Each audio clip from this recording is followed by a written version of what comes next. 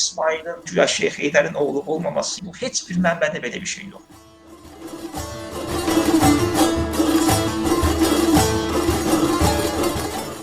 Ağqoyunlu sülaləsindən olan adamlar hələ də var. Türkiyədə xüsusən də hələ də öz varlıqlarını sürdürürlər bu adamlar. Yəni Ağqoyunlu sülaləsinə tamamilə son verilməsi əvvəla yanlış bir fikirdir.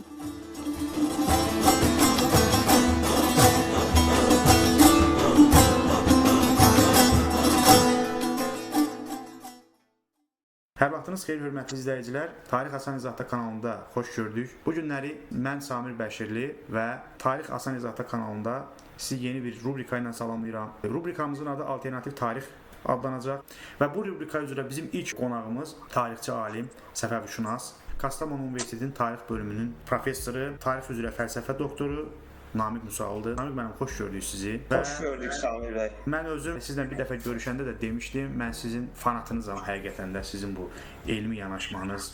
Çox şadam ki, sizlə bu müsahibəni biz götürürük. Xüsusilə də Səfəvilər mövzusu ilə bağlı bu günləri ictimaiyyətdə çoxlu suallar var. Bəzi adamlar zaman-zaman çıxır, Şah İsmaillə bağlı, Səfəvilərlə bağlı müxtəlif iddialar irəli sürürlər. Mən açığı nədən yanayam Namiq müəllim? Mən ondan yanayam ki, nə varsa tarix o cür deyilsin. Ümumiyyətlə tarixçinin milliyyəti olmamalıdır. Tarixçi, mənim şəxsi fikrim budur və sizin də açığı məqalələrinizdən, əsərlərinizdən oxuyanda da mən bunu hiss edirəm. Yəni nəyi varsa onu da demək lazımdır. Amma həqiqəti demək lazımdır ki, məsələn, qərəz, güdür, iftira ilə nəyisə iddia irəli sürmək lazım deyil. Və mən sizdə də açıq görürəm ki, siz obyektiv şəkildə yanaşırsınız və ona görə də sizdən istəyirəm ki, bu günləri Səfəvilərlə bağlı bizim sizə çox çətin suallarımız olacaq. İstəyirəm ki, ona bir Səfəvilər dövlətinin varisi kimi yox, sadəcə bir tarixçi, bir araşdırmacı kimi cavab verəsiniz və əminəm ki, bunu da edəcəksiniz. Səfəvilər dövlətinin Azərbaycan tarixindəki yeri nədir? Ümumiyyətcə Azərbaycan dövləti saymaq olarmı Səfəvilər dövlətini? Çox sağ olun Samir müəllim. Əvvəla mən izləyiciləri salamlayıram. Hər vaxtınız xeyir olsun. Səfəvi tarixi ilə əlaqədar müxtəlif fikirlərin səslənməsi, müxtəlif məlumatların önə sürülməsi, bunların arasında yanlış məlumatlar da ola bilər, həqiqətə uyğun məlumatlar da ola bilər. Və ümumiyyətlə Səfəvi tarixi ətrafında müzakirələrin aparılması bu xanədanın və onun qurduğu dövlətin həqiqətən də tariximizdə çox əhəmiyyətli bir yer tutmasına əlaqədardır. Əgər əhəmiyyətsiz bir hadisə olsaydı bu, onda heç bu qədər müzakirə edilməzdi. Bir dəfə həmkarlarımızdan biri, adını doğrulamayacağam, mənə dedi ki, bilirsənmi, Türkmənistanda Səfəvi irsini sahiblənirlər. Səfəvilərin, bəli, Səfəvilərin Türkmən imperiyası olduğunu deyirlər, belə onun haqqında orada yazırlar və s. Və bunu öz etirazını ifadə edir. Mən də həmin şəxsə dedim ki, sən ondanmı məmnun olarsan ki, hamı Səfəvilərə nifrət etsin? Yəni, əgər Türkmənlər də bu mirası sahiblənirlərsə, bugün məsələn, deyək ki, Türkiyədə bir il bundan əvvəl iyun ayında Şah İsmailin vəfatının 500 illiyi münasibəti ilə Ərzincanda Mədəniyyət Nazirliyi səviyyəsində möhtəşəm bir simpozium düzənlənir. Yəni, burada Amerikadan, Avropadan, Azərbaycandan, Orta Asiyadan, İrandan, Türkiyənin müxtəlif universitetlərindən onlarla alim iştirak. Türkiyə Mədəniyyət Nazirliyinin himayəsində oldu, yəni bu. Türkiyədə də bilirsiniz ki, müəyyən zümrələr Şah İsmaili çox sevirlər, onun şeirlərini oxuyurlar, onun mirasına sahiblənirlər və s. Mən şəxsi fikrim bundan ibarətdir ki, nə qədər çox ölkədə bu Səfəvilərin önəmi vurğulansa, Səfəvilərin tarixdəki izi araşdırılsa, onların tarixdə sahib olduqları miras öyrənilsə və bu sahiblənilsə, bu əlbəttə ki, Azərbaycan üçün də faydalıdır. Niyə?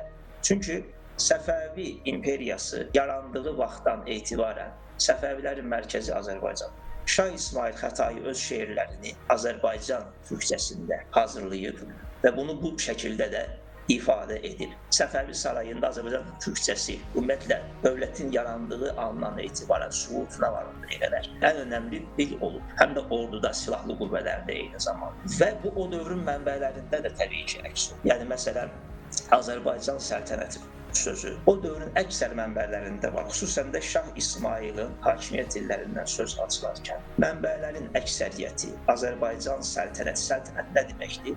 sultanlıq, yəni səltənət sözü sultan sözündən formalaşır, ərəbcə bir sözdür.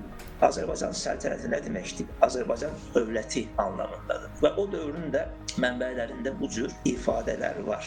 Bundan əlavə mən sizə bunu deyim ki, burada ən böyük yanlışlığı nə deyim? Məsələn, biz ayırırıq ki, filan dövlət İrandır, filan dövlət Azərbaycandır, filan dövlət Özbəkistandır, filan dövlət Hindistandır. Biz bunu 20-ci əsrdə formalaşan siyasi sərhədlər üzərindən 16-cı əsrə almaq istəyirik. Bu özü yanlış bir şeydir. Çünki 16-cı əsrdə bizim 20-ci və ya 21-ci əsrdəki etnosiyasi anlayışlar o dövrdə mövcud olubmu? Xeyr. Ağqoyunlu Osmanlı münaqişəsindən etibarən, həm bu münaqişənin ərəfəsindədir, bu münaqişə zamanında və ondan sonraki illərdə və daha sonra isə Səfəvilər zamanında Avropalı elçilər və səyyahlar sürəkli olaraq Azərbaycana səyahət etdilər. Burada əvvəlcə Ağqoyunlularla, daha sonra isə Səfəvilərlə birlikdə Osmanlı əleyhinə ittifaqların qurulması və s. O illərdə əlbəttə ki, Avropalılar şərqi anlamaq istəyirdilər. O illərdə Avropada bilirsiniz ki, etnik elementlər üzərindən dövlətlər formalaşmışdı. Məsələn, İngiltərə, məsələn, Fransa, İspaniya, milli dövlət. Məsələn, bəli və s. Yəni bunların Qazaxıstan, Polşa və s. Yəni bunların siyasətini təbii ki, uzada da bilərik. Məsələn, fransızların kompakt şəkildə mövcud olduqları ərazidə yaranan dövlət Fransa adlanır. İngilislərin kompakt şəkildə var olduqları ərazidəki ölkə İngiltərə alır və s. Yəni burada Avropanın özünə məxsus bir etnosiyasi mühit formalaşmışdır. Avropalılar o anlayışla eyni zamanda da şərqi anlamaq istəyirdilər. Türkiyə, Persiya, Tatariya, Özbəklərə deyirdilər, Tatariya və s. Yəni burada da bir özləri üçün etnik siyasi sərhədlər formalaşdırmaq istəyirlər. Bu yanlış bir şeydir. Özdə Ptolemeyin xəritəsi əsasında. Bəli, çünki coğrafiya elmi orta əsrlərin tarix elmi ilə müqayisədə çox mühafizəkar bir elm. Çünki tarixdə sürəkli olaraq, məsələn, hər hansı bir hökmdar ölürdü, onun yerinə ayrı bir hökmdar alırdı, hər hansı bir xanədan süqut edirdi, onun yerinə ayrı bir xanədan alırdı.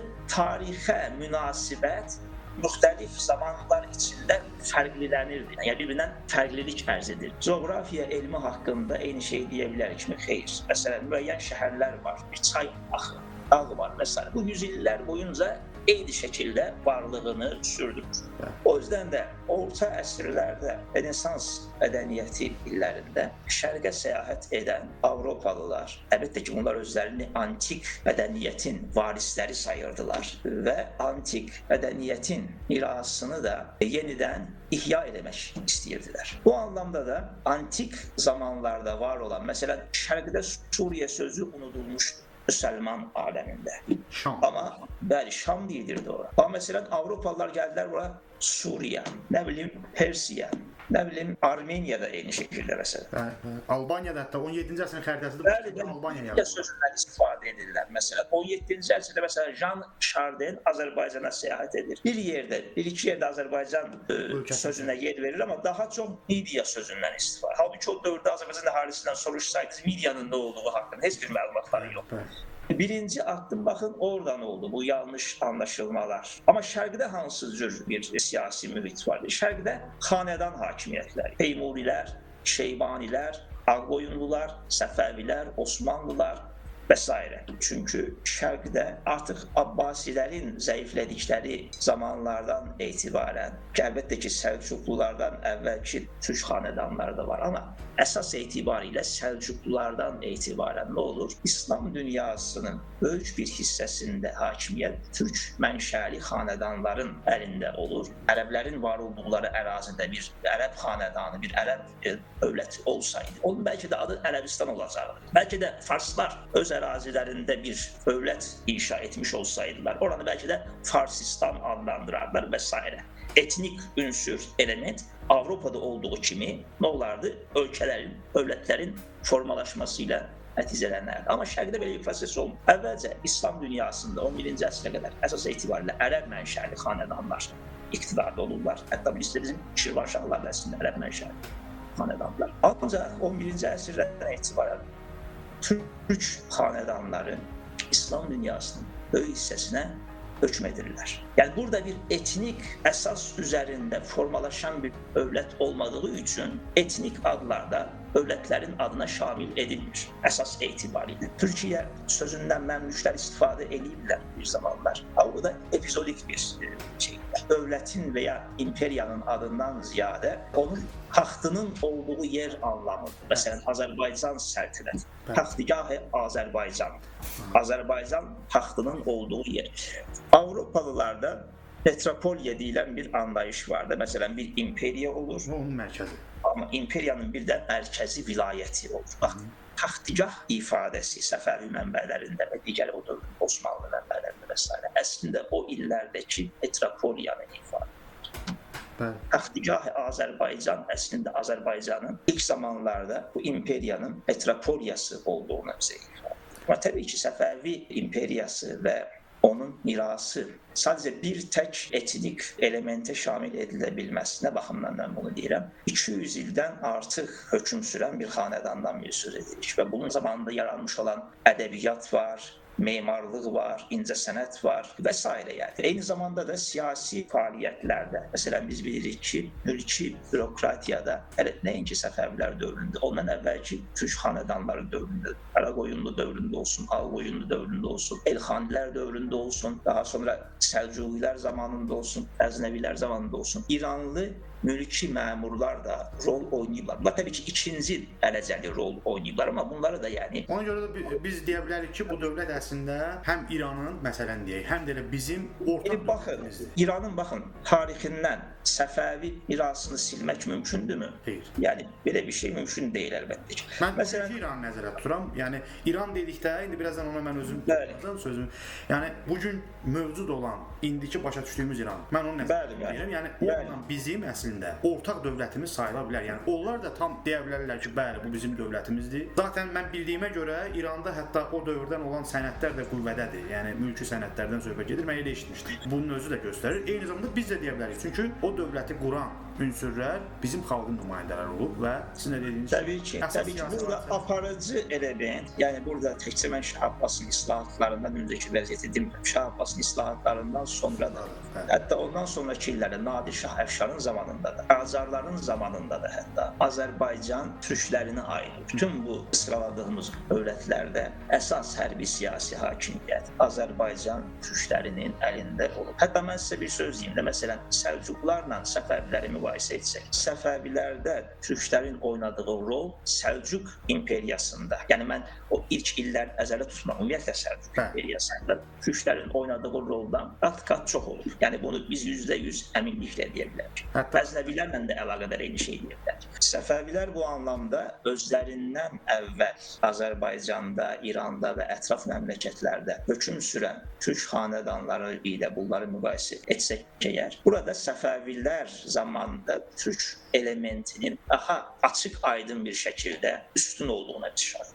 Məsələn, Səlcuqlar zamanında türkcə şeir yazan şairlərə sahədə yer verilməzdi. Mən böyük Səlcuqlardan və İraq Səlcuqlardan. Məsələn, türkcə şeir yazan şairlərə yer verilməzdi. Türkcə hər hansı bir fərman olduğu məlumdurmu? Xeyr. Yəni Səlcuqlar zamanında türkcə hər hansı bir fərman verilməmişdir. Hökmdar hər hansı bir məktub hazırlamışdırmı öz dilində? Xeyr. Namiq müəllim, yazmışkən bir şey deyim. Bəziləri iddia edir ki, Səfəvilər dövründə bəzi bu radikal məzhəbçi qrupların kanalları var. Orada çıxıb Səfəvilərlə bağlı müsahibələr verirlər.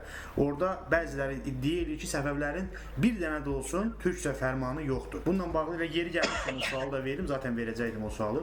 Bununla bağlı nə deyə bilərsiniz? Yəni yoxdurmu ümumiyyətlə 236 illik dövrdə Səfəvilərin bir dənə də olsun türkcə fərmanı? Səfəvilərin onlarla türkcə həm fərmanları, həm də məktubları var, onlarca. İndi mən bilsəydim, mənə belə bir sual verəcəksiniz, onların siyasını mən hazırlayardım və siyasını burada oxuyardım. Amma bunların da müəyyən bir hissəsi yayınlanıb zaten. Yəni bunu kim iddia edirsə, ümumiyyətlə tarixdən xəbəri olmayan bir adam heç belə bir şey iddia edir. Bu dünyanın müxtəlif arxivlərində var. Yəni bu sənədlər dünyanın müxtəlif arxivlərində hələ də saxlanmaqdadır. Əlbəttə ki, sənədlərin çox hissəsi farsça hazırlanır. Çünki niyə?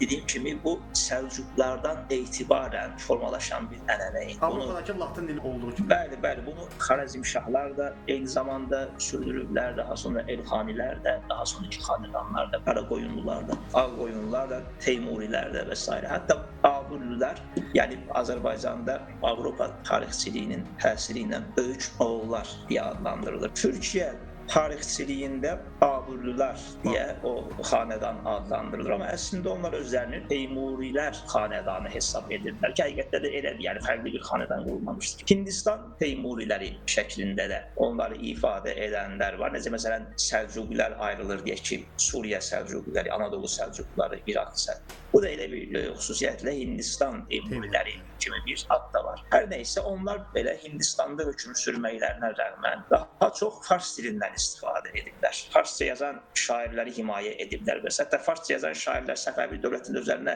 bir mövqe əldə etmədikdə ki, əksəriyyət etibarilə elə olurdu. Bunlar İrandan ayrılıb gedirlər Hindistana. Çünki Babürlülər farsça ədəbiyyatı himayə edirdilər. Yəni burada söhbət fars etnik elementinin var olduğu ərazidə farsçanın üstünlük əldə etməsindən bir söz açmırıq. Heç fars etnik elementinin kompakt şəkildə olmadığı məsələn Hindistandan söz açılır. Anadoluda da vəziyyət həmin cür idi. 11, 12, 13-cü əsrlərdə, hətta 15-16-cı əsrlərə varacaq qədər. Ümumiyyətlə Osmanlının son zamanlarına qədər məsələn Osmanlı ziyalılara əgər ziyalıdırsa mütləq farsçayı öyrənməsi lazım idi bu adam. Təbii ki, ərəbcə və s.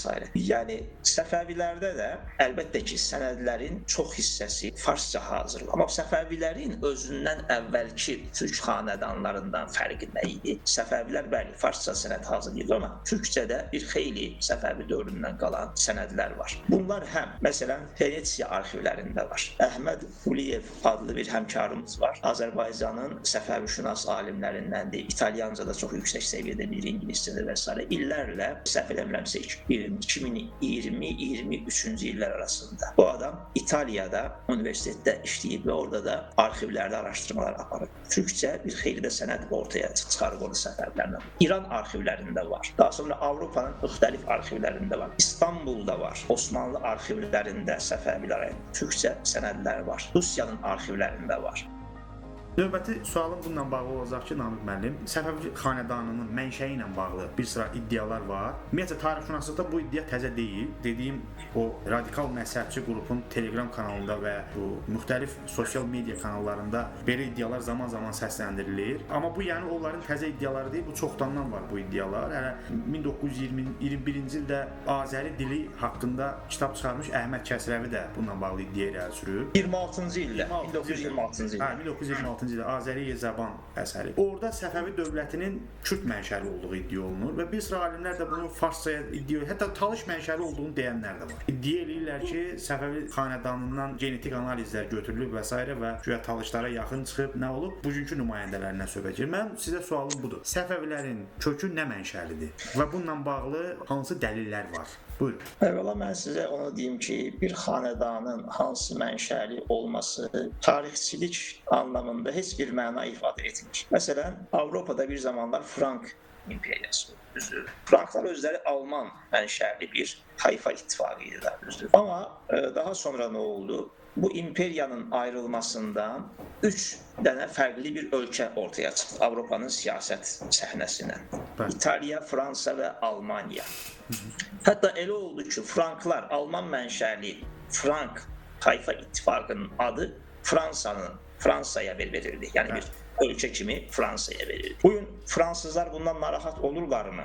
Bizim ölkəmizin adı əslində Alman bir xalqın adındandır. Biz də özümüzə fransız deyirik, əslində isə fransız, Alman bir tayfa ittifaqının adı olub. Bizim onlarla nə əlaqəmiz var? Biz özümüzə ayrı bir ad qoyaq və s.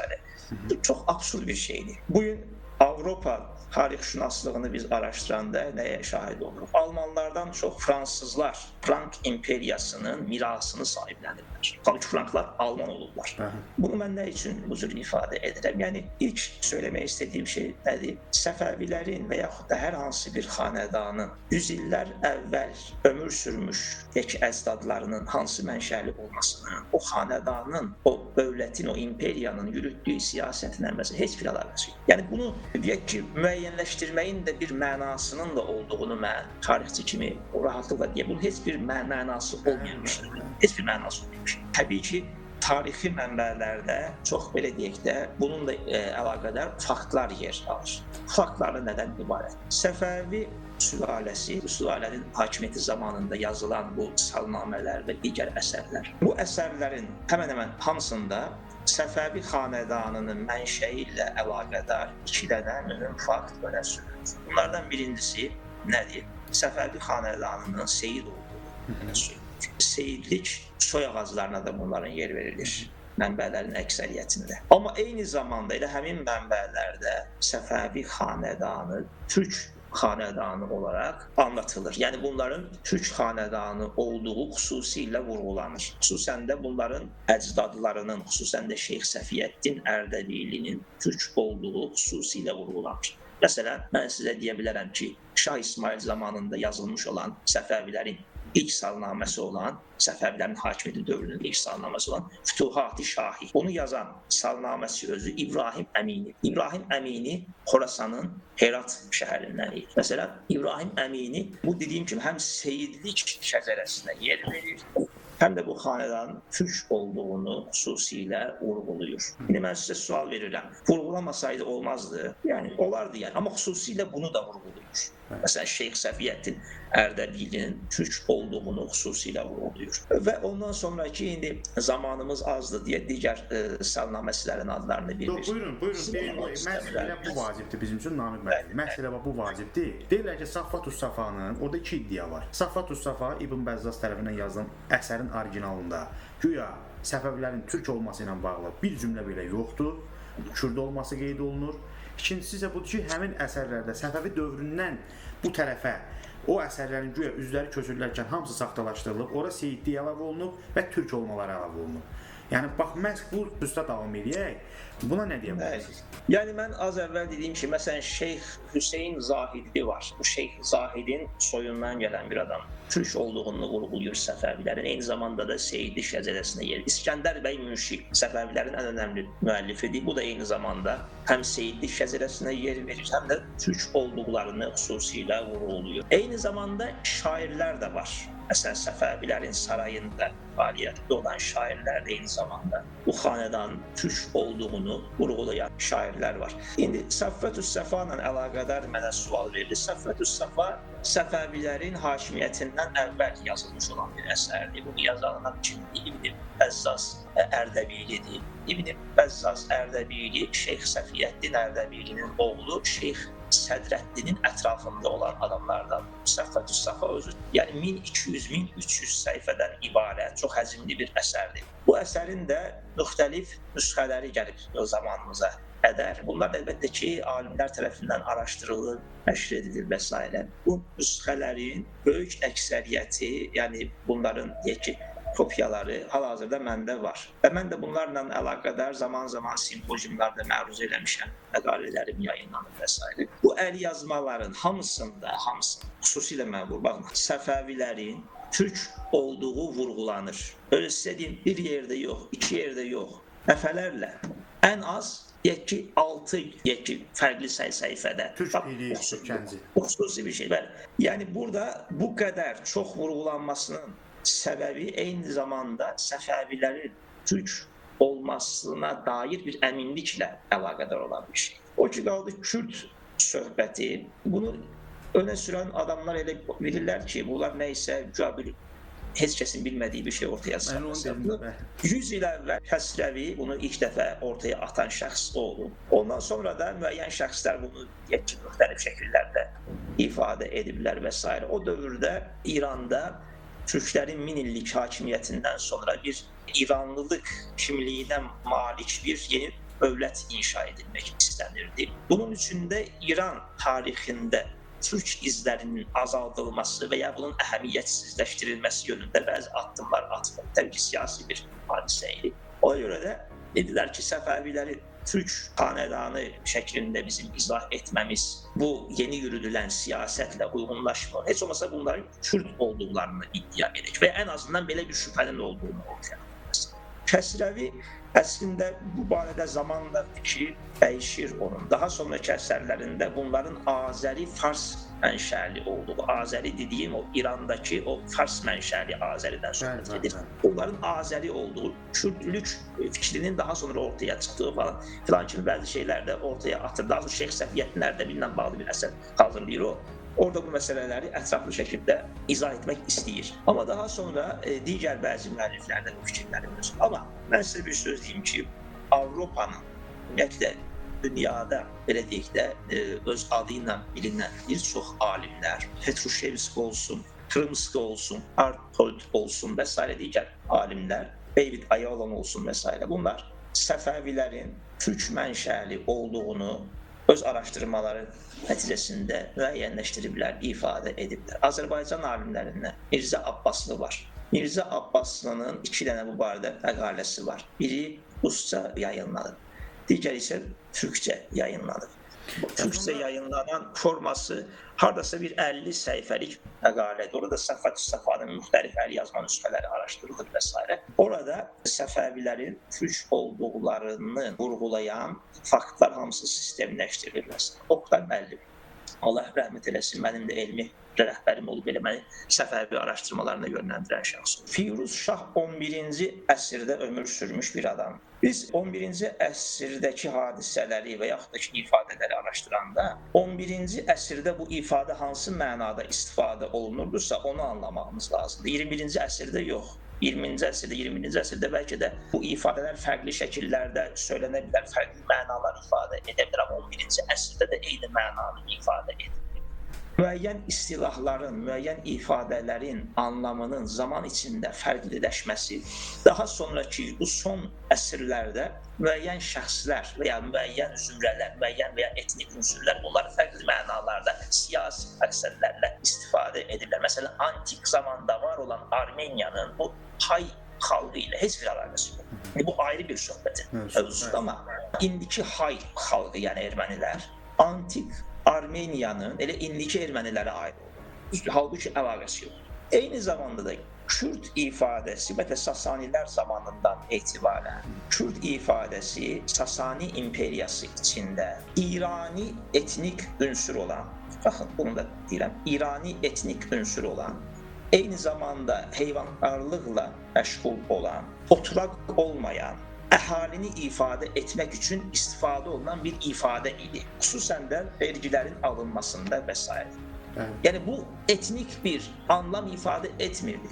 Kurmancı xalqı ilə Kürd ifadəsi o illərdə bir-biri ilə belə deyək də örtüşmürdü. Nə mənada? Kurmancılar da Kürdlərin bir hissəsi idi, amma yəni köçəri İran dillilər hamısı Kürd adlanırdı. Kurmancılar da bu Kürd ifadəsi içində təbii ki yer alırlar, amma onlarla bərabər Luz və digər xalqların da ataları, əcdadları. Hətta türklər də ola bilər bunun içində. Yəni müəyyən Xorasanda yaşayan. Burada yox, mən sizə bunu deyim ki, xüsusən də burada belə deyək, Kürd adlandırılmaları üçün bunların, mən Sasanilərdən söz açıram. Sasani zamanında Kürd adlanan deyək ki, bu etnik, bu etnik deməyək, elementlər.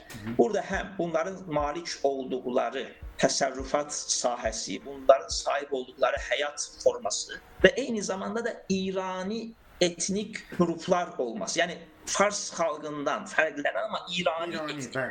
Məsələn, Lur, Kürd və s. kimi.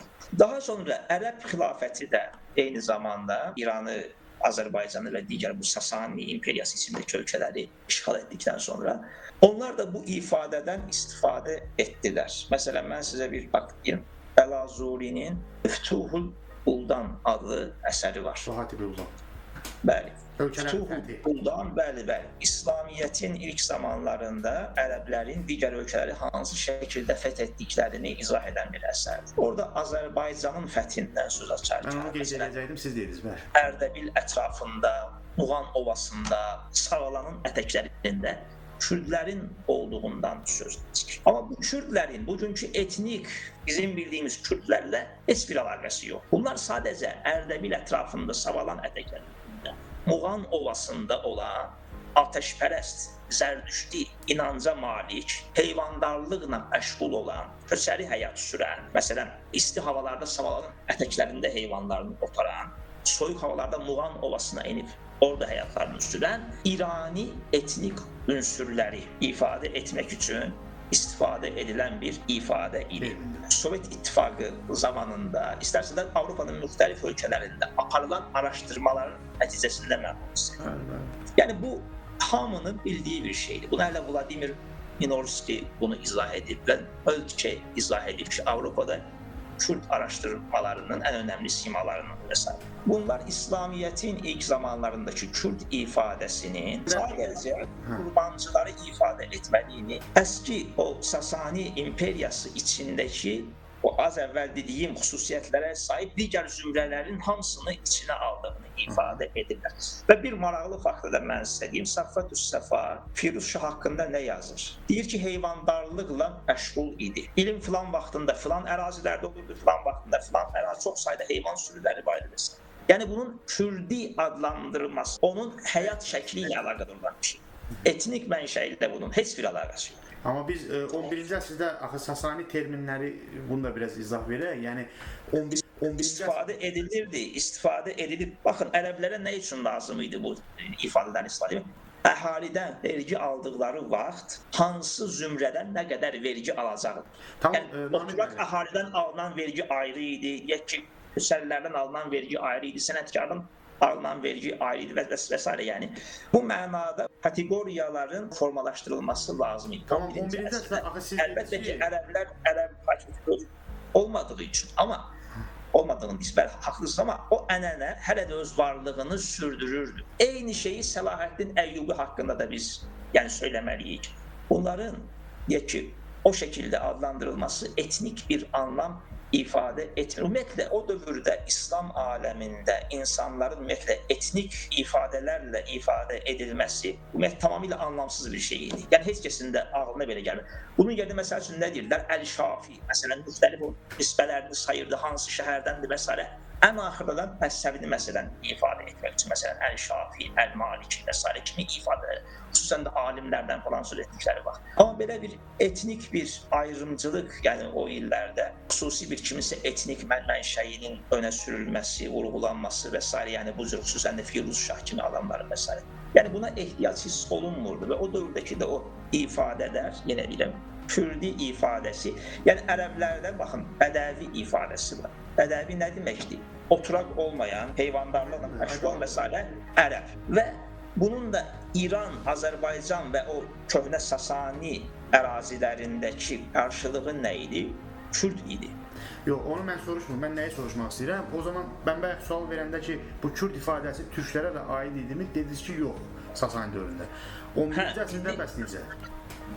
Firuz Şah haqqında 2010-cu illərəcən bizim çox da ətraflı məlumatımız mövcud deyildi. Amma 2010-cu illərdən etibarən 3 ədəd çox mühüm sənəd aşkarlandı. Bu sənədlərin ən erkən zamana aid olanı 1440-cı ilə aiddir. Miladi ilə mən bunu deyirəm. 1440-cı ildə Qaraqoyunlular zamanında o dövrdə bilirsiniz Əqibül Əşraflıq var idi. Bu müəssisə seyidlərin soy ağacını müəyyənləşdirən, təsdiq edən bir müəssisə idi. Yəni bu Osmanlılarda da var idi, Qaraqoyunlularda da var idi, digər ölkələrdə də var idi. Qaraqoyunlu zamanında Azərbaycan Əqibül Əşrafının oğlu tərəfindən hazırlanmış 1440-cı ilə aid olan sənəddə Firuz Şah Zərrinkülahın seyid olduğu açıq-aşkar orada vurğulanır. Bu vaxta qədər belə bir iddia var idi ki, mən özüm də əvvəl o fikirdəydim. Çünki bu sənədlər mövcud olmadığı üçün. Bu Səfəvilərin seyidlik soyağacları 1501-ci ildən sonra, Şah İsmail hakimiyyətə gələndən sonra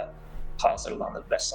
Amma o son dediyim 3 sənəd artıq 2010-cu illərdən sonra bunlar aşkarlandı. Bu dediyim sənəd Suriyada aşkarlanır və İranda əşq oldu. Daha sonra İngiltərədə də bir sənəd aşkarlandı. Bu İngiltərədə aşkarlanan sənəd 1460-63-cü illərə aid. 1460-cı illərin əvvəlləri, yəni Şeyx Heydərin anadan olduğu ilk illər. Bu soy ağacında da yenə Səfəvilərin seyid olduğu vurğulanır və seyidlik şəcərələrinə bunlarda yer verilir eyni zamanda. Üçüncü şəcərə isə 1485-ci ilə aiddir. Bu da Hollandiyadan aşkarlandı və orada da yenə istədiyim ki, bu şəcərələr arasında da heç bir fərqlilik mövcud deyildir. Yəni 3 dənə fərqli şəcərə, üçü də Səfəvilərin hakimiyyətindən əvvəl aralarında heç bir fərqi yoxdur. Bu şəcərələr aşkarlandıqdan sonra məlum oldu ki, Firuz Şah 11-ci əsrdə Xorasan vilayətindən gəlib Ərdəbil ətrafına yerləşən bir şəxs olub. Və bu da Seyid olub. Hətta sadəcə Seyid olmayıblar bunlar. Eyni zamanda Xorasan vilayətinin, bu Firuz Şahın ata-babası və s. Xorasan vilayətinin əqibül əşrafı olublar eyni zamanda. Yəni oradakı bütün Seyidlərin bir növ rəhbəri olublar. O ilk dediyim ki var idi, Səfəvi zamanının salnamələrində həm Seyidlik məsələsi var, türk olmaqları var. Səfəvi zamanının salnamələri niyə bunu xüsusilə olub? Əgər madəm bunlar üçün Seyid olmaq önəmli idisə, türk olmağı niyə ona görə vurğuluyorlar? Vurğulamaların səbəbi bu idi ki, bunlar Səfəvilərin türkləşmiş bir Seyid ailəsi olduğunu vurğulamaq istəyirlər. Əsas niyyətləri bunların o idi. Burada mən iddia etmirəm ki, Səfəvilər 100% Seyid olurlar və yaxud da, amma ən azından bu gün əlimizdəki faktlar onu sübut edir ki, hətta Səfəvilərin siyasi iddialarından çox əvvəllər bu xanədanın seyidlik şəcərələri mövcud olub. Amma eyni zamanda da bunlar yenə də həmin müəlliflər bu sülaləni türk adlandırırlar. Hətta İbn Əzzazda da var. Yəni ən əski nüsxələrində belə bunların seyid olduğu vurğulanır. Bir şey var ki, seyidlik soyağacına hər nüsxədə yer verilmir. Bu ayrı bir şey, amma seyid olduqları bütün əlyazma nüsxələrində xüsusilə vurğulanır. Firuz Şah 11-ci əsrdə Xorasan vilayətindən gəlir, yerləşir Azərbaycana və böyük ehtimalla mən belə düşünürəm ki, o dövrki, çünki hadisələr, faktlar, Firuz Şahın oradakı fəaliyyətləri, bu yəqin ki, Səlcuqilərlə birlikdə gəlib Ərdəbilə yerləşir. Çünki Səfəvi zamanının mənbələri Firuz Şahın xristianlar əleyhinə savaşlarda iştirak etdiyinə dair müəyyən faktlara yer verirlər. Xorasandan Azərbaycana gəldikdən sonra bu da böyük ehtimal Səlcuqilərin Azərbaycana gəlməsi, daha sonra Ani şəhərinin fəth edilməsi, orada ermənilərlə, bizanslarla və s. olan savaşlarda yəqin ki, Firuz Şah öz ətrafındakı adamlarla birlikdə iştirak edir və daha sonra Ərdəbilə orada yerləşir və s. O dediyim ki, bu barədə az əvvəl dediyim faktlardan əlavə, təəssüf ki, çox ətraflı bir məlumata malik deyilik. Səfəvi mənbələrinin xülasə olaraq dediyi nədir? Səfəvi mənbələrinin dediyi odur ki, bunlar seyid bir ailədirlər, lakin türkləşmiş bir seyid ailədirlər. Məsələn, Hacı Bektaş var, bilirsiniz. O da eyni şəkildə türkdür. Eyni zamanda da seyidlik şəcərəsi var. Seyid İmadəddin Həsimi. Ölkəmizdə də bu günləri seyiddir. Həm də türk ədəbiyyatının, Azərbaycan ədəbiyyatının çox önəmli bir siması Seyid Əzim Şirvani. Bugün hansısa bir ağılsız çıxıb Seyid Əzim Şirvaninin ərəb olduğunu iddia edərmi? Mümkün belə bir şey. Yaxud Həsiminin ərəb olduğunu iddia edərmi? Baxın, türk dünyasının ən önəmli şairlərindən və irfan adamlarından birisi kimdir? Xoca Əhməd Yəsəvi. Yəni, Xoca Əhməd Yəsəvinin də ona qalsa soyağacı Həzrət Əliyə var. İndi biz hansısa bir ağılsız çıxıb deyərmi ki, Xoca Əhməd Yəsəvi türk olmuyor, əslində ərəb olur. Səfəvilərlə də əlaqədar edilir. Başa düşdüm. İndi mən bir şey əlavə edeyim. 1-ci ildə Şah İsmail Səfəvi dövlətini qurur. Biz deyirik ki, 500 il əvvəl Firuz Şah seyid olub, görəsən ərəbdir, heyvandarlıqla məşğul olur. Ona görə bir ifadəsi. O da hər yerdə qeyd olunmur. Səffətüs Səfan, baxın, onlarla əl yazması var. Cəmi ikisində bu ifadə var. O da niyə görə var? Çünki o dediyim kimi 11-ci əsrdə hələ də bu bir müəyyən bir həyat şəklinə, həyat formasına sahib olan insanlara şamil edir. 20-ci illərdə, 30-cu illərdə Azərbaycanda siyasi almalar keçirilərkən Zəngilan, Qubadlı, Laçın, Kəlbəcər bu ərazinin əhalisi Kürd deyə qeyd olunmuşdu və orada Qırmızı Kürdistan yaradılmışdı. Halbuki oranın əhalisinin mütləq əksəriyyəti türklərdir. Sadəcə niyə görə? Orada indi həqiqətən də bir qrup Kürd yaşayırdı və digər əhali ilə bugünün özündə də bəzən birini Laçınlı deyəndə deyir ki, məsələn Kürd. Amma halbuki Kürd deyil ha o. O elə türkdür. Sadəcə o zonada yaşayıb onlarla eyni həyat tərzi yaşadığına görə o da Kürd adlanır. Firuz Şahla bağlı eyni məsələdir, bunu aydın oldu. İndi növbəti sualımı vermək istəyirəm Şah İsmaillə bağlı. Belə bir iddia eşitdim ki, deyilənə görə Şah İsmail Şeyx Heydərin heç oğlu deyil. Yəni onu öldürüblər Lahicanda. Ona orada Lahicanda şubiyyə təlimi veriblər. O da o cür tərbiyə alıb deyənə fars şovinizmi ilə zəhərlənib. Və heç ümumiyyətlə o Şeyx Heydərin oğlu deyil. Onu orada öldürüblər. Yerinə başqa bir adam gətiriblər. Çünki güya tamam fərqlənib həmin adam ondan. Belə bir iddialar var. Əlbəttə absurd iddiadır, amma indi bəziləri ona inanmaq istəyir. Az əvvəl dediyiniz iddiaları müəyyən İranlı araşdırmacılar və yaxud da ki, müəyyən erməni araşdırmacıları, müəyyən indi o Avropadakı alimlərdən müəyyən bir hissəsi ifadə etmişdi həqiqətən. Amma bu ifadəni mən sizə onu deyim ki, belə deyək də biraz o yanlış anlaşılmasın. Yəni ixtisasım olduğu üçün, yəni bu Səfəvilər haqqında istər Avropada, istər Asiyada, istər Rusiyada filan dünyanın müxtəlif yerlərində hazırlanmış əsərləri, monoqrafiyaları, məqalələri filan oxumuşam. Bir çox simpoziumlarda iştirak eləmişəm və s. Bu günə qədər heç bir alimin, heç bir tarixçinin belə bir iddiası olmuyor. Var da indi hər halda, indi bir nəfər ilə. Yox, indi o dediyiniz indi o bilmirəm o kimdilər, yəni o, amma bu heç bir, yəni bu günə qədər heç bir araşdırmacı, heç bir alim, bir dənə fakt ortaya çıxıran məsələn alim belə bir şey deyib. Ən şovinist İranlı bir araşdırmacı belə bir fikir irəli sürür. Biz erməni alimləri belə bir fikir irəli sürür. Yəni belə bir fakt təbii ki absurddur. Mən sadəcə Səfəvi mənbələri bu cür deyir deyə bunları izah etmirəm. Az əvvəl dediyim fikirlər Osmanlı mənbələrində də var, Şeybanilərə aid mənbələrdə də var, Baburilərə aid mənbələrdə də var. Bunların da hamısında Səfəvi xanədanı Türk xanədanı kimi anılırdı. Eyni zamanda da, yəni Şah İsmailin güya Şeyx Heydərin oğlu olmaması, bu heç bir mənbədə belə bir şey yox. Ninorski bu Rus mənşəli bir alimdir, amma İngiltərədə daha çox öz akademik fəaliyyətlərini orada aparıb. Çünki orada inqilab olduqdan sonra, Sovet hökuməti qurulduqdan sonra artıq öz fəaliyyətini Avropada davam etdirib. Ninorski o dövrün mənbələrini araşdırarkən Səfəvilər haqqında, belə deyək də, xüsusən Şeyx Heydər və ailəsi haqqında ən yanlış məlumat verən mənbələrin erməni mənbələri olduğunu vurğulayır. Yanlışlıqların nə olduğunu orada bir-iki cümlə ilə deyir. Amma erməni mənbələrində belə, bu qədər belə deyək də, absurd bir iddia yer almır. Yəni ən absurd bilgiləri Şeyx Heydər haqqında və onun ailəsi haqqında ən absurd bilgiləri erməni mənbələri verir. Amma onlarda belə bu qədər absurd bir fakt yoxdur ki, yəni onlar belə Şah İsmailin Şeyx Heydərin oğlu olduğuna şübhə etməyiblər. Yəni bu nədirsə, bu son zamanlarda ortaya çıxan bir şeydir. Səfəvilərə qarşı mənfi münasibətin səbəbi aydın məsələdir ki, məzhəblə əlaqəlidir və onlar amma deyirlər ki, Səfəvilər Şirvanda, xüsusilə də Şah İsmaili deyir, Şirvanda kütləvi qətliamlar həyata keçiriblər. Sonra Bakıda xüsusilə də amansızlıqla Bakı əhalisini qətlə yetiriblər. Təbrizdə hakimiyyətə gələrkən Şah İsmail 100 mindən artıq, bilmirəm Təbrizin 100 min əhalisi var idi yoxsa yox, amma onların iddiasına görə 100 min əhalini qətlə yetiriblər. Bütün Ağqoyunlu səltənətini, xüsusilə də bax bu hissəyə toxunarsınız, Ağqoyunlu səltənətini qırıblar və buna etiraz edən anasını da, Şah İsmailin anasını da edam edib Şah İsmail. Və buna da dəlil olaraq Venesiya mənbələrini gətirirlər. İstəyərdim bu barədə də qısaca danışaq. Əlbəttə ki, Səfəvi dövlətinin o ilk illərində və daha sonraki zamanlarda, xüsusən üsyanlar olduğu zamanlarda və s. təbii ki, dinc əhali arasında da öldürülənlər olub, müharibələrdə öldürülənlər olub və s. Bu, yəni o dövrün bir xüsusiyyətidir. Yəni bunu Səfəvilər icad etməyiblər. Osmanlıda da o cürdür, məsələn, hər hansı bir üsyan çıxanda Osmanlı heç vaxt üsyan edənlərin başını yeki oxşamayır. O da yeki onları öldürüb və s. Dünyanın bütün imperiyalarında eyni cür siyasət. Bakıda böyük bir qırğın olmuyor.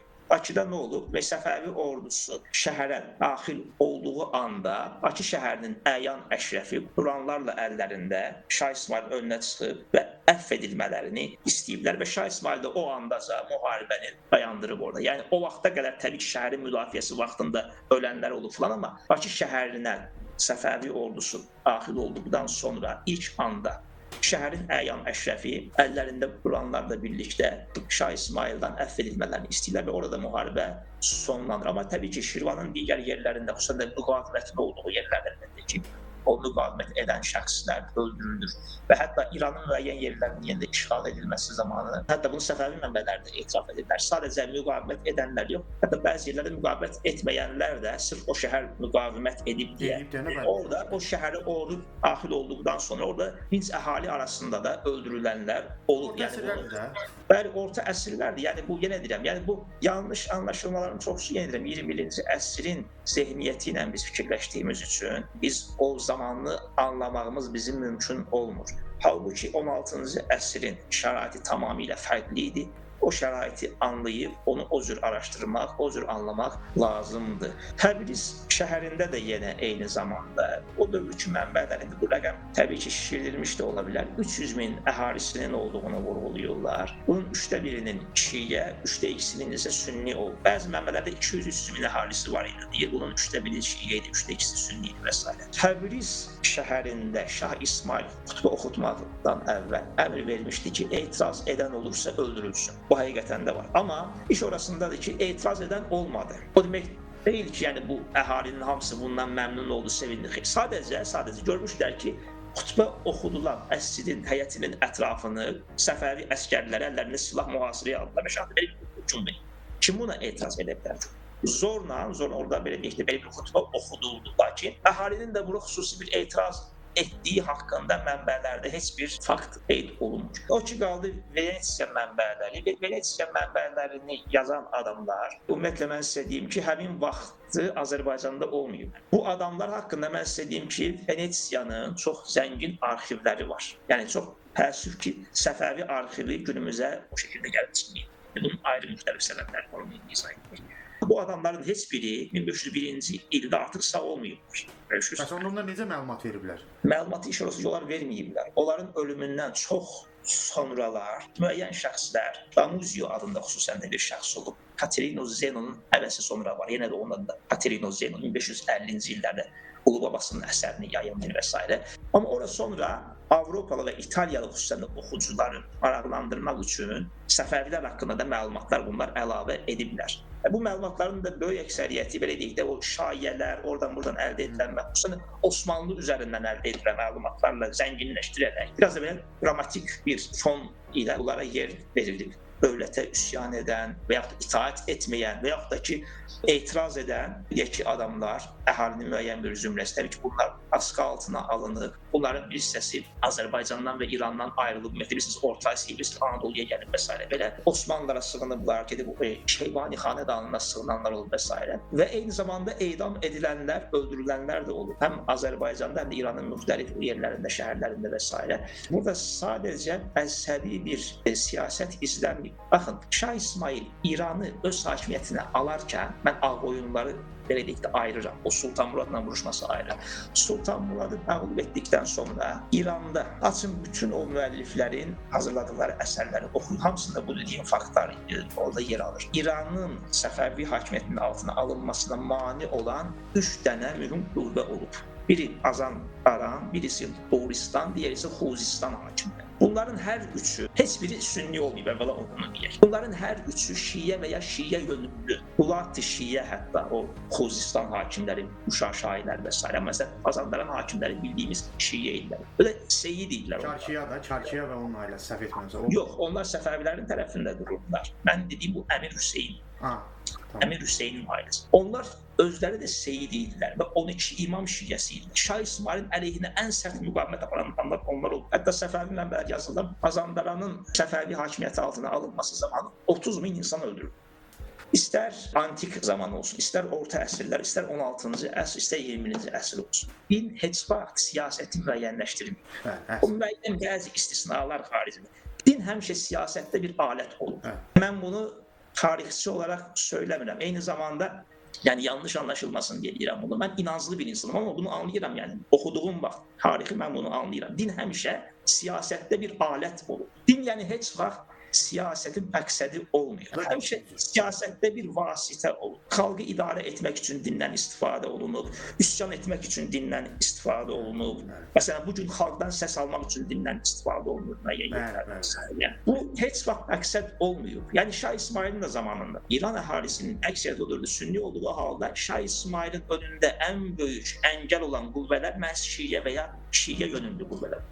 Siyasi hədəflər hər şeydən öncədir. Şəki vilayətinin hakimi var idi o dövrdə. Ərviş Məhəmmədin atası sünni idi. Amma Şah İsmaillə çox yüksək səviyyəli münasibətlərə malik idi. Şah İsmail bacısını deyəsən Şirvanşaha ərə verir hətta atasını. Bəli, Şirvanşahlar da ilk vaxtlar vuruşurlardı, amma 2-ci İbrahim vaxtı və onun oğlu Şirvanşah 2-ci Xəlilullah vaxtı münasibətləri düzəlir. Hətta qohumluq əlaqələri belə. Şah İsmail özü 2-ci İbrahim qızı ilə evlənir. Daha sonra Şah İsmailin də qızı Pərixan xanım ikinci Xəlilullaha ərəb verilir. Onlar hamısı tarixi faktlar, halbuki Şirvanşahlar sünni idilər və Şiə də olmamışdılar. Əgər Şirvanşahlar Şiə olsaydılar, bilirsiniz, Səfəvi mənbələri bunu elə xüsusi vurğulayarlar ki, belə bunlar da.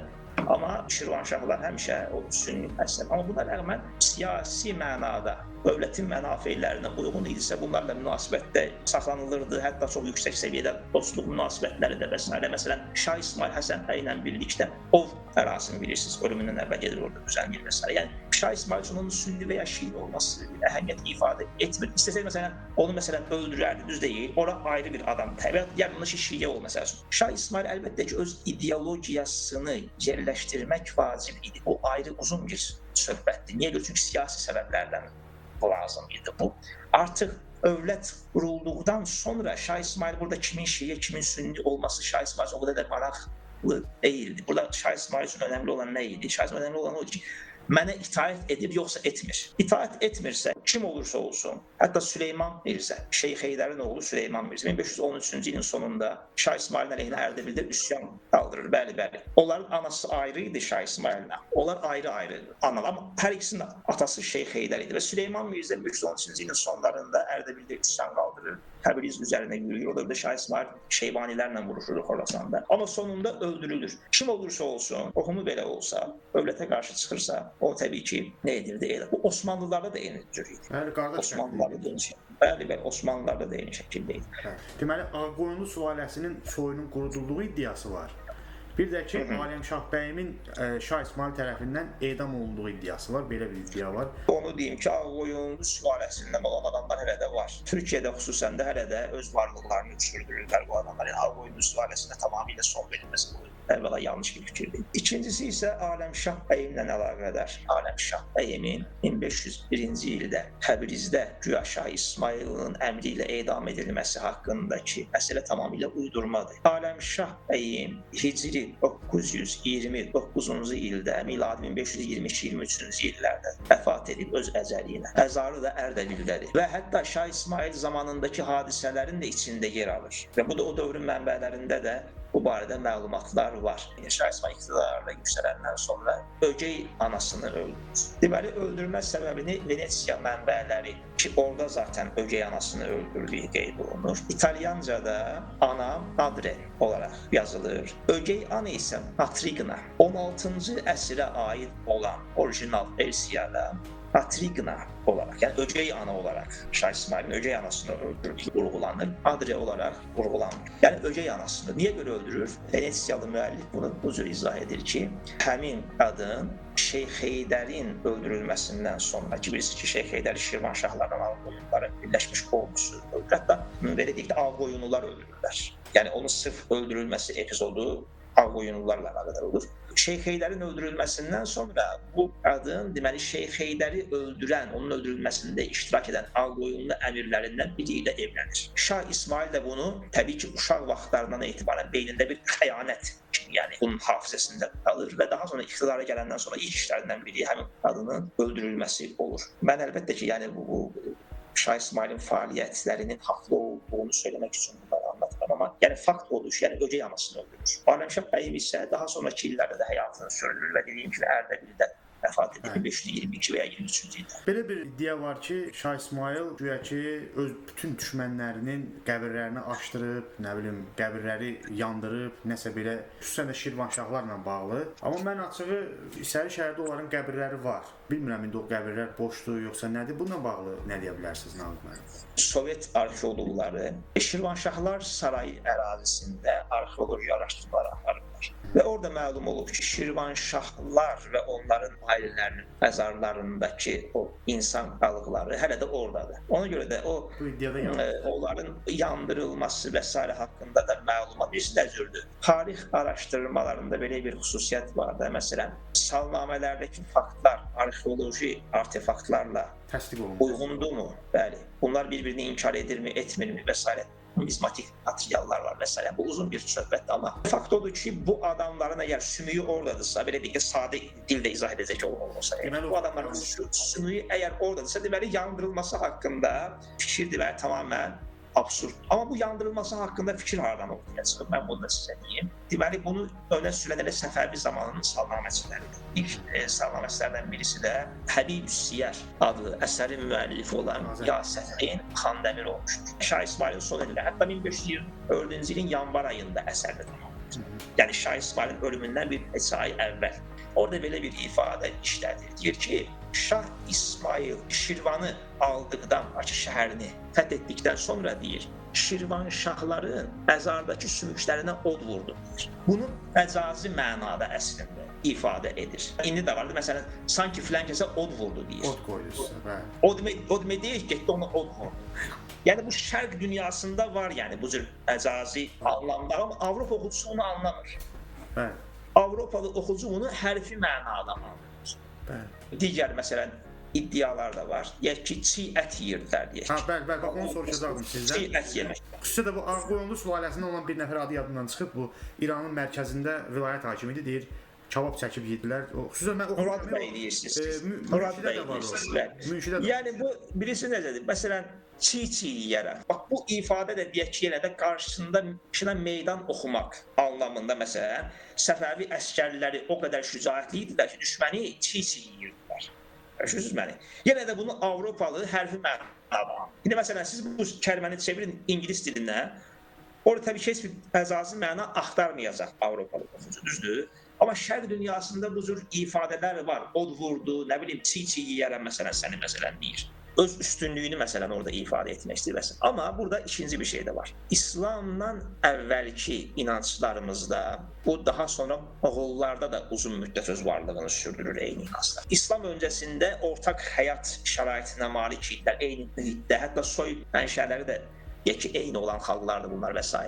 Türklərin böyük əksəriyyəti İslamlaşdıqdan sonra Moğollarda o əski inanclarda öz varlığını daha sonra əsrlərdə də sürdürmüşdür. Yəni burada müəyyən inanclar var ki, bunlar hətta 16-cı əsrdə də öz varlığını sürdürür. Məsələn, igid öləndən sonra atın quyruğunun kəsilməsi. Xatırlayırsınız da, Hədə Qorqudda Leylək öləndə onun atının quyruğunu kəsirlər. Bu yəni bizim qədim inancımızdır. Şah İsmail də öləndə eyni formada. Onun atının quyruğu kəsilir. Niyə görə? İgid öləndə atının quyruğunu kəsmək lazımdır. Bu bizim köhnə inanclarımızdan. Və yaxud da öldürdüyün düşmən hökmdarının kəlləsindən qədəh hazırlayıb, qırağına qızıl tutdurub, ondan şərab içmək. Bozqır mədəniyyətində ta ki İskitlərdən etibarən var olan bir inancdır. Müxtəlif Türk xalqları arasında da var olan bir inanc. Peçeneglər Niyaz Sviatoslavı öldürəndə Peçeneglərin hökmdarı nə etdi? Sviatoslavın başından qədəh hazırlatdırdı. Qırağına qızıl tutdurdu və ondan şərab içdi. Türk xalqlarının böyük əksəriyyətində var olan bir inancdır və İslamiyyət dönəminə də intiqal edən bir inanc oldu. Eyni zamanda Moğollarda da var idi belə bir inanc. Bu nə deməkdir? Bu o deməkdir ki, birisi bizim qədim inanclarımızda ruh xüsusi bir önəm ərz edir. Hətta bu gün də xalq inanclarında, fıqhlarında müəyyən şeylər var. Deməli, bu öldürdüyün düşmən hökmdarının kəlləsindən tiyalə hazırlatdırıb ondan şərab içəndə, o hökmdarın həyatda ikən malik olduğu ehtişam nə olurdu? Sənə intiqal etmiş olur. Artıq onun həyatda ikən sahib olduğu ehtişama, onun qüvvəsinə və s. sən sahib olurdun. Onun ağlına, şuuruna və hakimiyyətini sanki bu şərabı içməklə simvolik olaraq sən əldə etmiş olur. Eyni zamanda onun ehtişamını da öz həyatında sürdürmüş olur. Şah İsmail məsələn Şeybani xanı öldürür, o da eyni cür addım atır. İndi bu əski inancları anlamayan insan üçün bu tamamilə anlaşılmaz bir şey. Zənn edir ki, intiqam almaq anlamında belə bir addım atılmır. Əksinə, tam əksinə, həqiqətən də böyük bir hökmdar olmalıdır o adam ki, onun başından belə bir qədəh hazırlansın. Çünki sıradan bir şəxsin ehtişamı olacaq ki, deyək ki, bir ayrı adama intiqal etsin və s. Bu cür bir inancla əlaqəli bir şeydir. Yəni Səfəvi dövründə hələ də qədim Türk inanclarından müəyyən elementlər öz varlığını sürdürürdülər. Və yaxud da ayrı bir şey deyim. Şirvanşahlarla əlaqədar o fikrin yanlış olduğunu dedik. Amma məsələn, digər bəzi yerlərdə həqiqətən də məzarların dağıdılması olub. Yəni bunu inkar etmək mümkün deyil ümumiyyətlə. Bu barədə məsəl üçün mən sizə bir fakt deyim. Mahmud Asifi adında bir adam var. Bu adam Herat şəhəri Qızılbaşlar tərəfindən fəth edildi, bax orada məsələn onun bir yazdığı xatirələr var. Yazdığı xatirələrdə bu məsələlər izah olunur. Məsələn, xüsusən də Heratda deyək ki, o müəyyən şəxslərin edam edilməsi və s. və yaxud ki, oradakı müəyyən o ziyarətgahların dağıdılması və s. Yəni bu da nə ilə əlaqədardır? Yeni bir imperatorluq inşa edilirdi. Bu özündən əvvəlki imperatorluqların ideoloji mirasına son verib onun üzərində. Məsələn, mən sizə bir örnək verim. Sovet hökuməti qurulan vaxt köhnə monarxiya hakimiyyəti ilə əlaqədar olan simvollara nə oldu? Son verib ortadan qaldı. Xüsusən Sovetin son illərində və ya Sovetlərdən sonra Sovetdən qalan simvollar nə oldu? Ortadan qaldı. Heykəli, Leninin heykəli filan və bunlar ortadan qaldı. Düz deyil. 26-ların belə çıxmasında, yəni qəbrin çıxartdıq, apardıq başqa yerdə dəfn elədik. Bəli, bax, eynən, bax, bəli, həqiqətən də. Yəni, Səfəvi İmparatorluğu təbii ki, fərqli bir ideologiyaya malik idi. Bir imparatorluq inşa edilirdi. Bu imparatorluq inşa edildiyi vaxtda nə edəcəkdi? Həm əvvəlki imparatorluqların simvolu, həm də ondan əlavə həmin vaxt Səfəvilərin ətrafında var olan digər imparatorluqların da hətta iddia etdikləri, sahiblənmək istədikləri mirası və simvolların nə edilir? Ortadan qaldırır. Və onun yerinə öz simvollarını yerləşdirmək istəyir. Elə bir ölkə yoxdur ki, orada belə şeylər olmasın. Elə bir dövlət, elə bir səltənət yoxdur. Onda biz tarixə ona görə yanaşacağıqsa, hər şeyin mənfi çalarlarını qabardıb, müsbət cəhətlərini deməyəcəksə, onda gəlib biz əl çəkək hər şeydən. Deyək ki, bütün hamısı pis olur. Namiq müəllim, deməli belə bir iddia da var. Çaldıran döyüşündən əvvəl İsmayıl Osmanlılara qarşı Xaçlılarla, yəni Avropalılarla ittifaqa girib, Osmanlılara qarşı fəaliyyətə başlayıb, Qərb koalisiyası ilə birlikdə zəiflətmə və məhv etmək siyasəti yürüdü. Bununla bağlı nə demək olar? Mən sizə onu deyim də, əvvəla Osmanlı tarixini araşdıran alimlər də vurğulayıb, o dövrün mənbələrində də var zaten. Nə qədər ki, Səfəvilərin Avropalılarla əlaqəsi var idi, ondan bir 10 qat, 20 qat artıq Osmanlıların münasibəti var idi, yəni Avropalılarla. Və az əvvəl də dedim ki, bu Osmanlı tarixinin araşdırmacıları vurğulayıb, nəyi vurğulayıblar? Sultan Səlim Şah İsmailin əleyhinə müharibəyə başlamadan əvvəl Avropanın bütün dövlətləri ilə anlaşmışdı, onlarla sülh müqaviləsi imzalamışdı, elçi mübadilələri olmuşdu və s. Azərbaycanla olsun, Avstriya ilə olsun, Rusiya ilə olsun və s. belə. Eyni siyasəti Osmanlı da aparırdı. Yəni burada siyasi mənfəətlər önəmlidir hər bir ölkə üçün. Osmanlının mənafeyi o idi ki, Avropalılarla müqavilə imzalasın, Səfəvilərlə müharibə aparsın. Əlbəttə ki, o dövrdə Avropalılar da həm Ağqoyunlu zamanında, Uzun Həsən zamanında, həm də Sultan Yaqubun zamanında da o ilk vaxtlarında müəyyən qədər bu fəaliyyətlərini sürdürürlər. Amma daha sonra Sultan Yaqubun Osmanlı ilə artıq anlaşdığının fərqinə varınca artıq bu fəaliyyətlərini sonlandırırlar. Amma daha sonra Şah İsmailin iqtidara yüksəlməsi ilə birlikdə, xüsusən də Venesiyalılar və daha sonra digər bəzi Avropalı ölkələrin nümayəndələri Səfəvi sarayına sürəkli ziyarət edirlər, şahla müəyyən müzakirələr aparırlar və s. Yəni burada ilk addımı Səfəvilər atmır. İlk addımı Avropalılar atır. Səfəvilərlə Osmanlılar arasında olan mümkün müharibədən özləri üçün hansı şəkildə istifadə edə bilərlər. Amma eyni zamanda həmin Avropa ölkələri, yenə də deyirəm, Osmanlı ilə sülh müqaviləsi imzalayırlar. Bir-birlərinə hücum etməmək haqqında müqavilə imzalayırlar. Yəni ikili siyasət yürüdürlər. Səfəvilərə söz verirlər ki, Səfəvi-Osmanlı müharibəsi zamanı biz də Osmanlılara hücum edəcəyik. Amma eyni zamanda Osmanlılarla da gedib müqavilə imzalayırlar ki, Səfəvilərə hücum edə bilirsinizsə, buyurun hücum edin, biz sizə hücum etməyəcəyik. Yəni burada sadəcə Səfəvilərin Avropalılarla münasibətlərindən sadəcə söz açmaq yanlış olar. Osmanlının da eyni şəkildə Avropa ilə münasibətləri var. Onu da sizə deyim, Səfəvi-Osmanlı müharibələri zamanı real olaraq Avropalılar Səfəvilərin yanında heç vaxt yer almayıb. Yəni Səfəvilərlə ortaq bir şəkildə Osmanlıya heç vaxt hücum etməyiblər. Və Səfəvilərə verdikləri müəyyən vədlər də var idi. Onların heç birini icra etməyiblər. Məsələn, 5-ci Karlın məktubu var Şah İsmayıla. Get çatır, deyir ki, biz inanmırıq ki, siz oradan hücum edərsiniz, biz də buradan hücum edirik. O məktub da çatanda Şah İsmayıl onsuz rəhmətə getmişdi. Tədqiqatçıların müəyyən hissəsi onların da həqiqi sənəd olduğunu şübhə altına alırlar. Məhz o Karl'la Şah İsmayıl arasında. Düşünün, Şah İsmayıl öləndə 5 il sonra gəldi onun elçisi, yəni çıxıb illərdə belə anlatımlar yazırlar. İmkansız bir şeydir ki, Alman və İspan imperatoru eyni zamanda həm Alman həm İspan. Şah İsmailin ölümündən xəbərsiz olsun. Şah İsmailin ölümündən sonra məktubuna cavab versin və s. Onun elçisi illər sonra gəlib çatsın Səfəvi sarayına. Əlbəttə ki, Səfəvilərin yenə deyirəm Avropa ilə məktublaşmaları da var idi. Avropalılar çox ətraflı şəkildə məlumata malik idilər. Səfəvilərdə olan hadisələrlə əlaqədar. Yəni, ola bilməz ki, onlar illər sonra nəsə xəbər olsunlar. Səfəvilərin bəli münasibəti var, amma müəyyən mərhələdə o səfərlərdə anlamışdılar ki, Avropalılar bunlara real olaraq kömək etməyəcəklər.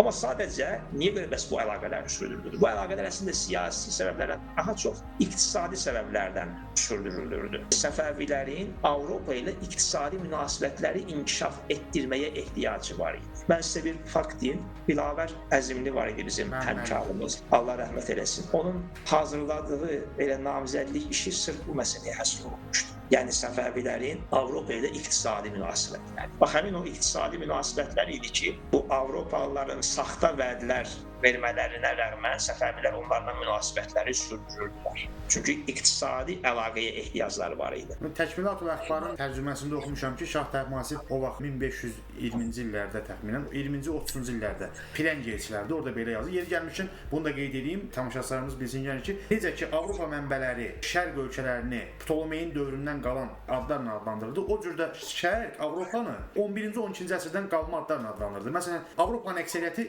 Firəngistan adlandırılırdı. Firəng elçiləri gəlib onu Ruma qarşı, Rum yəni Osmanlı, Ruma qarşı müharibəyə təhrik edəndə o qayıdır deyir ki, bu vaxt deyir Xandigar cihaddadır, qəzavatdadır, mənə yəni yaraşmaz ki, özü Səfəvi nümayəndələri də deyirlər ki, fürsətdir, biz hücum edək, itirdiyimiz əraziləri geri qaytaraq Şərqi Anadolunu. O isə deyir ki, yox, Xandigar cihadda olanda mənə yaraşmaz ki, hücum edeyim ona sarı. O dövrdə yazılan Səfəvi mənbələrində, məsələn Həsən bəy Rumlunun Əhsən Təvarix adlı əsərində və digər Səfəvi mənbələrində Osmanlıların Avropa ilə müharibələri şərh edilərkən Osmanlılara böyük bir simpatiya Bəli. Xüsusən də dəniz vuruşması var. Elə hamısı fərq eləməz. Elə hamısı, məsələn Sultan Süleymanın Azərbaycanı fəth eləməsi, hamısı və İstanbulun fəth edilməsi, təbii ki, o Səfəvi hakiminin əmri olma Həsən bəy Rum məsələn onu da anlatır özündə. Böyük bir iftixarla anlatır bunları. Osmanlıya simpatiya ilə anlatır. Heç də Avropaya simpatiya ilə anlatmır. Bu da önəmli bir faktdır.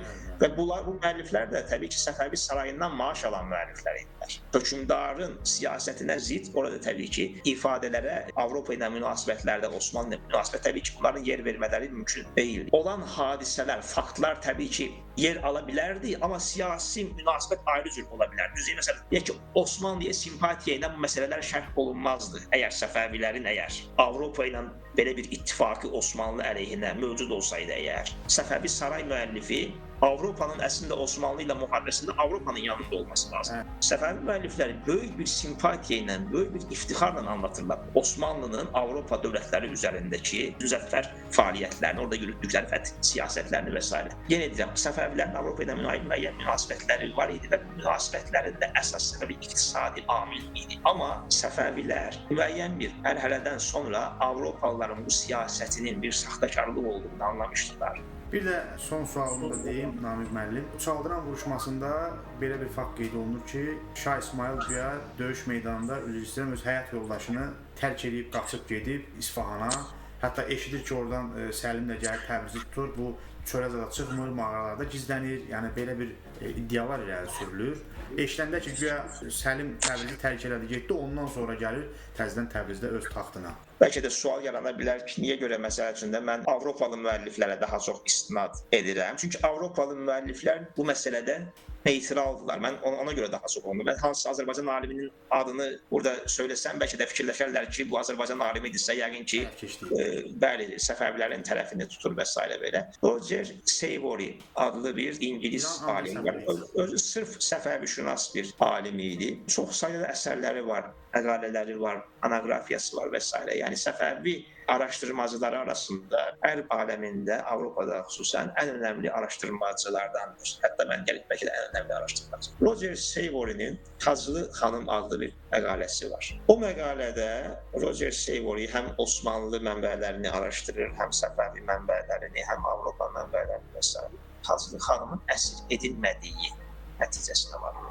az əvvəl dediyiniz həmin o İtaliyalı müəlliflər, Venesiyalı müəlliflərdən söz açdınız siz. Həmin o Venesiya mənbələrində onların arasında tacir var. Bilirsiniz də anonim Venesiyalı tacir deyə anılan bir adam var. Çaldıran müharibəsi zamanı, daha doğrusu ondan əvvəlki zamanlarda Azərbaycanda olub. Amma həmin o Angelello dediniz, Katerino Zenoki dediniz, onların ölümündən sonra bu onların səyahətnamələrini uzadan, onlara zeyillər hazırlayan şəxslər Çaldıran savaşından söz açarkən deyirlər ki, Şah İsmayıl xanımı, Taclı xanımı da yanına alaraq Təbrizdən ayrıldı. O dövrün Venesiyalı mənbələrində olan bir məlumat. Daha sonra Səfəvi mənbələri də eyni faktlar.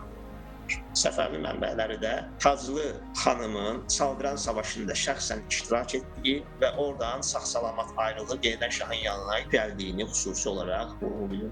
O özü də iştirak edib orada. İştirak təbii ki, əlbəttə deyirlər ki, ailəsi yaxınlığındaymış və Taclı xanım da savaşda iştirak edir. Daha sonra Osmanlı mənbələri də eyni zamanda. Mən sizə deyim ki, İlk zamanlarda bu Çaldıran savaşı sonrasında yazılan Osmanlı mənbələrində də Taclı xanım haqqında ümumiyyətlə onun əsir düşməsi haqqında heç bir məlumat yer almır. Ədai Şirazi adlı bir Osmanlı müəllifi var. Bu özü İranlıdır, amma sünni olduğu üçün Osmanlı'nın tərəfində yaradılır. Ədai Şirazinin Səlimnaməsi var. Çox uzun bir əsərdir. Şah İsmaildən çox narazı olan bir adamdır. Şah İsmail haqqında həqarətlər yazılan. 1520-21-ci illərdə hazırlayıb.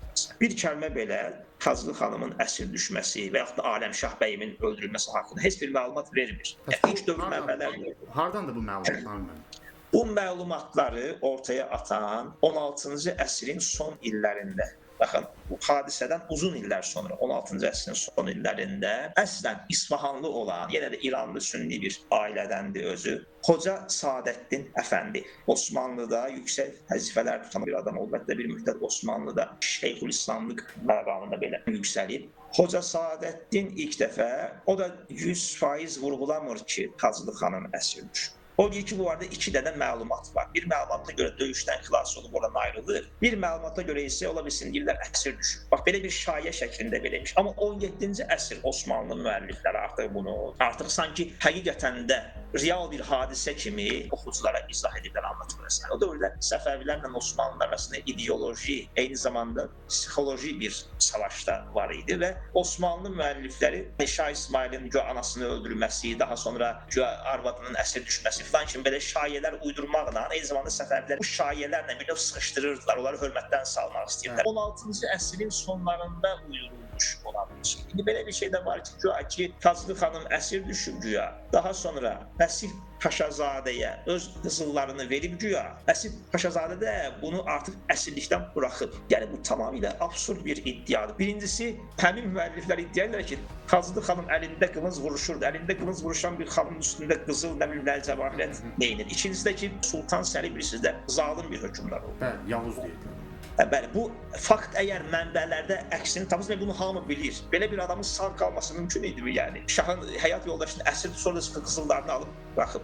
İkincisi bu qızılları Taclı xanımına verilməsinə nə ehtiyac var? Və əsir olan bir şəxsin nəyisə müzakirə eləmək, özü bir imtiyaz əldə etmək, nəyisə verib xilas etmək imkanı mı var? Üçüncüsü, Nəsir Paşazadə Taclı xanımı əsir alıb Sultan Səlimin huzuruna aparsaydı, ondan da çox qızı da Sultan Səlim verərdi. Bunlar tamamilə absurd və Osmanlı müəlliflərinin çox sonralar uydurduqları hadisələr bunlar yəni. Çünki ilk zaman Osmanlı müəllifləri belə bir iddia etmirdilər. Tacizadəyə güya Taclı xanımın ərə verildiyi haqqında bir iddia var. Sultan Səlimin saray adamlarındandır. Tacizadənin deməli həyatı haqqında ən səhih, ən ətraflı məlumatı Paşazadə adında bir Osmanlı müəllifi var. O deməli onun əmrin müasiri olub. Tacizadənin müasiri. O yazır. Orada onun bütün həyatını anlatır. Çaldıran səfərində iştirakını falan. Amma Taclı xanımla bağlı heç bir fikir orada önə sürmür. Yəni də heç bir. Yəni belə bir şey olsa həqiqətən də Taclı xanımla evləndirilsəydi əgər, bu adamın ilk tərcümeyi halını yazan adam Aşıq Paşazadədir. Elə onun əsərində bu faktın yer alması lazım. Roger Savory İngilis bir araşdırmacı, o məsələni ətraflı araşdırır. Ondan da əvvəl Seyid Ağa Onullahi, məsələn, Azərbaycanlı alim Seyid Ağa Onullahi'nin 1981-ci ildə çıxan Taclı xanım adlı bir məqaləsi var. Hələ Savory'dən 20 il əvvəl. Amma mən niyə məsələn onun adını anlamadım? Çünki deyəcəklər ki, bu Seyid Ağa Onullah Azərbaycanlı müəllifdir. Bu yəqin ki, Səfəvilərə simpati edir. Amma Roger Savory'nin ki, Səfəvilərin simpatizanı adlandıra bilmərik. Çox təşəkkür edirəm Namiq müəllim. çox möhtəşəm müsahibə oldu. Hesab edirəm ki, əgər siz də razı olsanız, bizim Səfəvilərlə bağlı növbəti verilişimiz də olar. Bu oxucularla da bağlı, oxucuların da marağına səbəb olar. Əgər izləyicilər siz də istəyirsinizsə şərh bölməsində yazın. Bu fikirlə, bu müsahibə ilə də bağlı fikirlərinizi qeyd edin. Namiq müəllim, mən sizdən inşallah növbəti müsahibə üçün də vaxt istəyəcəm. Əgər imkan olsa Səfəvi mövzusunu davam elətdirək. Çünki çox mühüm mövzudur. Çox mühüm faktları burada sizə açıqladınız. Mən sizə çox minnətdarlığımı bildirirəm ki, özünüzün işiniz həddindən artıq olduğu bir dövrdə bizə vaxt ayırdınız. Bir daha sizə minnətdarlığımı bildirirəm. Bu qədər hörmətli izləyicilər. Namiq müəllim, son sözünüz varsa deyə bilərsiniz. Buyurun. Çox sağ olun. Mən də minnətdarlığımı ifadə etmək istəyirəm sizə. İnşallah ki, izləyicilərin də yeni sualları olarsa, mən yenə də hazıram. İnşallah ki, daha sonraki zamanlarda yenə də bu cür ünsiyyətimizi sürdürərik. Təşəkkür edirəm sizə. Kanala abunə olmağı, like düyməsini sıxmağı unutmayın. Növbəti verilişlərdə görüşənə qədər. Sağ olun.